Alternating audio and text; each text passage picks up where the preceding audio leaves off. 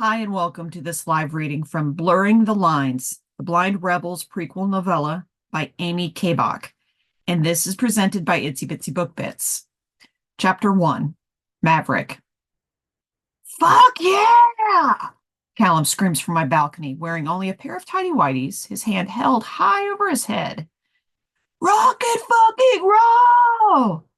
The rowdy crowd gathered at the pool below us cheers him on loudly, which only encourages the idiot.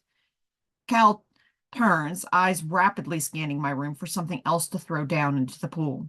He locks onto the office chair since he's already chucked the TV, the balcony chair, the phone from the nightstand, and most of the clothes he was wearing. Why is it always something from my room? The fucker. Me. Get up here. Cal's fucked up and throwing shit into the pool. Again. Fuck if I'm paying for his shit again on this tour. There's a knock on the door not 2 minutes after I send the text. I don't bother to look before pulling the door open. I know it's Jack's. He was probably heading over anyway when I texted him. I'm sure hotel management is on their way up by now too. He's so wasted. We can't get thrown out of here before tomorrow's show. Jax nods curtly, looking over my shoulder at Callum, who's out of fucking control yet again. Now he has the small glass and metal table from my balcony lifted over his head like it's some sort of victory piece. Darren's already working with management, Jax says as he works his way past me toward Callum, his eyes narrowed slightly on his target, who's still wielding the balcony table. Dude, put the table down. Jax speaks to Callum with authority, but not enough to trigger him into throwing it over the rail. When he's high, not only is he rebellious as fuck, but he's also downright dangerous and doesn't think about consequences. It's like he's becoming the teenager he never got to be when we were in school. He was too busy working to keep himself and Killian alive, sheltered, and fed. Then in line so their aunt would keep them in her house. But that was then. He hasn't had to worry about where their next meal was coming from for years. So I don't understand what's going on with him. Sure, with the fame came the availability of drugs, but he knows better than to do this shit. We all do. Cal, man. Jack stops talking and starts moving when Callum stumbles toward the flimsy railing, still with the table over his head. He quickly grabs the light table with one hand and puts his other on Cal's shoulder, steadying the guitarist. Let's put the table down, bud. You don't want to hurt someone down there. He gently maneuvers it away from Callum, setting it back on the corner of the balcony. In that short amount of time, Cal manages to wiggle off his underwear and throw them off the balcony, too. Now he's out there in his fucking birthday suit. Great. This is so going to be all over the internet tomorrow. The next thing I know, Callum's got one leg over that flimsy railing on the balcony and, oh, fuck me, he's going to jump into the pool again. The problem is we're on the 10th floor this time, not the 3rd like last time. Damn it. Callum, no! My hollering catches Jax's attention, and when he sees what Cal's doing, he leaps, tackling my guitarist, pulling him away from the railing, and falling back into my room and onto the floor. I close the sliding door and lock it. Fucking idiot.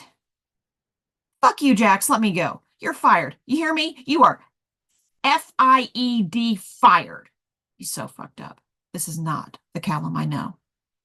I bend at the waist to get right into Callum's face while Jax still has him pinned to the floor on his back. You can't fire him. Only I can fire him. And I'd thank fuck he's here. You could have killed someone or yourself. I sigh.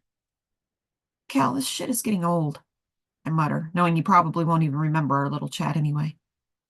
You want to babysit him the rest of the night, or do you want me to? Jax huffs from the floor, still on top of a struggling Callum. I got him. Killian strolls in through my open door and stands over his brother, splayed on the floor while he struggles with Jax. Thank God, because I did not want to foist Callum on Jax, and I sure as fuck didn't want to watch over him all night. Get up, asshole. It's bedtime. Killian grabs Cal under the armpits with a sneer and hauls him to his feet. Let's go. He pushes his brother down towards the door to the hall. Fuck you, Killian. It's not time for bed. I'm a fucking rock star. I don't have a bedtime, and you're not my father, dumbass. Our mom didn't know who he was, remember? I think he left knowing he made you. Cal tries to spit over his shoulder into the face of his twin.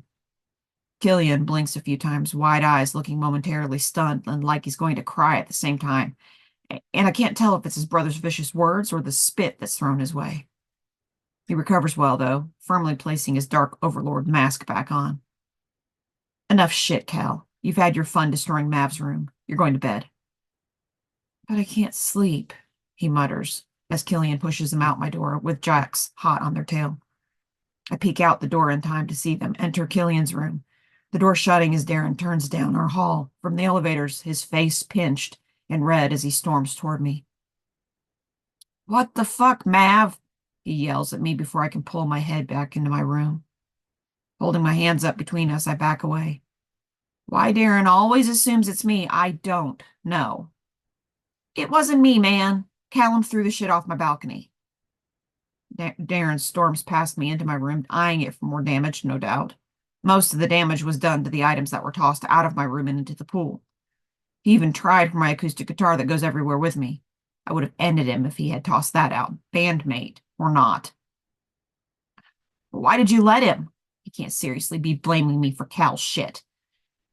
Let him. You aren't serious, right? First, I am not his keeper. Second, he's fucking wasted. You know how crazy he gets when he's been snorting coke. He tried to jump off the balcony again, Darren. Thankfully, Jax grabbed him just in time. He was lucky last time. I'm sure he would have killed himself trying that shit from up here. Darren runs his hand through his greasy hair and looks at me. The label isn't going to like this. Fuck the label not liking it, Darren. I don't like it. Last tour, I got the bill for my room damage, most of which I didn't do. I don't want that bill again. Could I afford it? Yes. Do I want to be spending money on shit like that when it's not me doing the damage? No. Do you think he needs rehab? Darren turns back to me, his weasel eyes darting around my room as he licks his lips. He's looking for paraphernalia. I would have never thought that of the four of us, Cal would be in this position. He'd be the last one I'd expect label management to be questioning whether rehab should be ordered. Because that comes with its own troubles. Publicity, having to cancel shows because, like fuck, would we play without him? Cal would be the first to tell us to cut that shit out. But this tour, Cal's been over the top, out of control. I don't know what the fuck is up with him lately. I'd start with cleaning up the crew. He's got to be getting the blow from somewhere.